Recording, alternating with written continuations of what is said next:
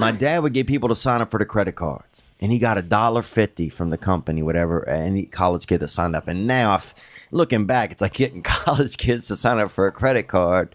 He probably started half of the fucking, he probably ruined a lot of people's young lives. That's what they do, credit card companies. Yeah, that's what they do. That's what they want to do. They want to tangle you up at 19. Right. As soon as you take that first student loan, you get a credit card. Yeah, that's true. It's automatic. You get your name goes on a list. You're eligible. So I'd be on the table. My dad would have me on the table, and people come over, and I would start barking at them, getting them to come over. Hey, you, guy with the nice haircut or something, or the black girls. A lot of times, they have all the extra hair. You know what I'm talking about? You'd have a girl of a fucking rope swing hanging off the side of her fucking head. You got summer campers swinging off the back and jumping into a river. Black girls have that long extra hair.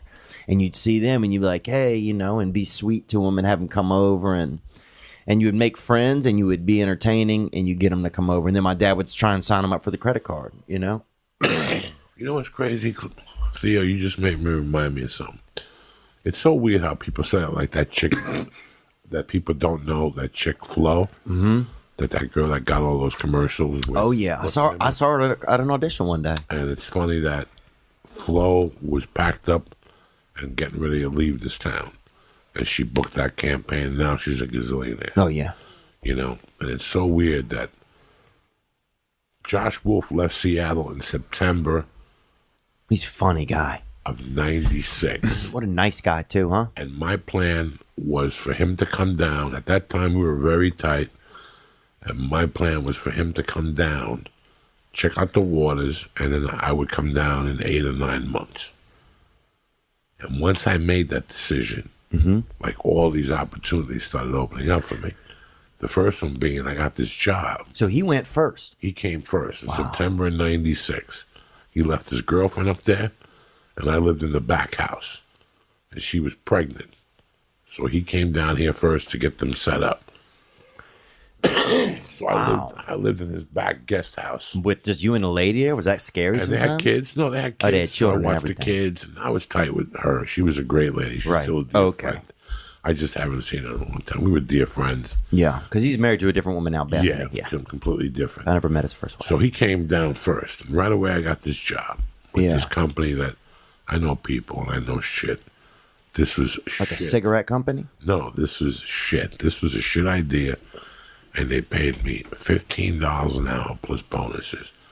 This is 1996. Jesus. Which is 20 years Pretty ago. good money. 21 years ago. That's great money. And what it was calling pizza parlors across the country and getting them to sign up for a service that at halftime, it was a chain. That's what it was. That's what it was. It was Domino's Pizza. It was a scam? Nope. Domino's Pizza had cut a deal with the NFL. That during a game, if a Domino's sign came up on your screen, you got $1 off a pizza.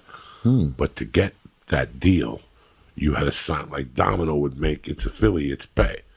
So I had to call those affiliates and make them pay that extra money to get.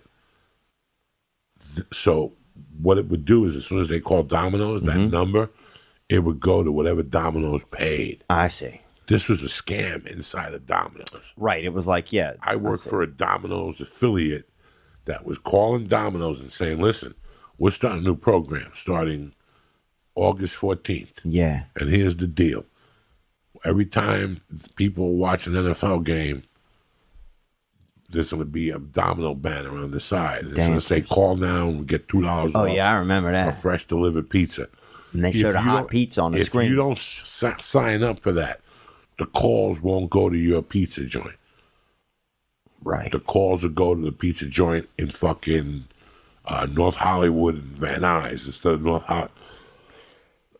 Oh, it was really shitty to see what the corporation was doing from within, but I didn't give a fuck. Right. Yeah, you can't fight that battle. I could sell like a motherfucker. Right. So I was pulling down $1,200 a week gross out of there, bringing home 9.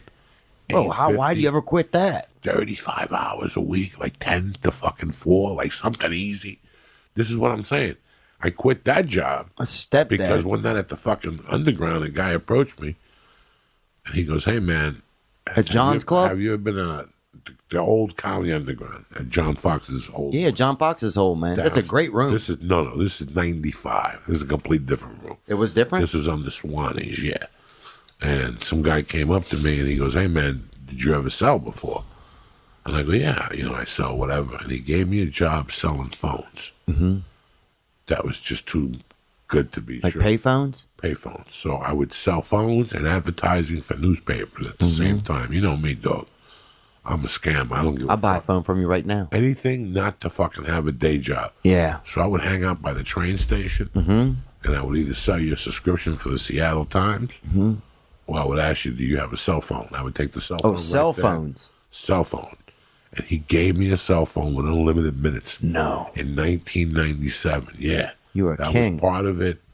And if you called, you're like an athlete. If the guy was giving me, like, for every line that I opened, the guy would give me like $400, and he was getting like $1,600 at this time.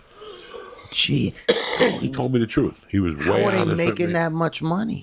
Because if somebody bought a phone and got a line, the company. This is 97, before people were having a lot of. This phones. right? Yeah, this. Yeah. So cell phones. Cell phones. This Yeah. the cell phones were a little bigger. Yeah, I and didn't shit. get a cell phone until 2000. So if you signed up, there was a kickback, and the guy would give me a kickback. It's a huge kickback. I was going over there every day and giving him 7 or 8 numbers, and he would close 3 or 4 of them. Wow. And I would stand at the mall. I can't believe I just remembered that way. I would stand at the mall at either and what, buy stuff? Everett Mall. No, I wouldn't buy dick. I would be that guy, that annoying guy. At the Everett no Mall. way. When it was raining, I would go to the Everett body Mall. scrub? No, and I would sell fucking subscriptions to either the Washington Post, the Seattle Times. Oh, yeah. Or a fucking cell phone. And the cell phone was paying me fucking, it was just amazing. Yeah. The guy would show up every Saturday at the fucking underground and give me $1,500. Jeez. It was like Jesus fucking intervened. I can't even imagine. So the whole month of December, I was making money. So then, did you even want to come and do comedy then once you got that money? I would have kept that. No, job. I needed that money. I was paying child support. I was paying an attorney.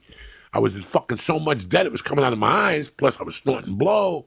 But now I'm making $6,000-7,000 a month selling fucking cell phones in the mall every fucking day. And now Doug Stanhope comes for New Year's, and I open up for him, and he talks me into moving to L.A. Really? So my point is that it's really weird how places trick you. Right when you say to the universe, "I'm going to leave," you get the best job in the fucking world. Yeah. When I lived in Seattle, I was pulling down $1,600 a week just selling cell phones. Never mind fucking blow. Subscriptions to the Seattle Times. If I had nothing to do, I'd just go to the you had all train your station. pussy lined up. I lived with a stripper. I lived with a girl that made money, and I split the rent with her. We lived in a fucking. We lived all in fucking or not? No. She stripped and she was Christian. We're going in like fucking Marines. You understand me? Welcome to church, motherfucker.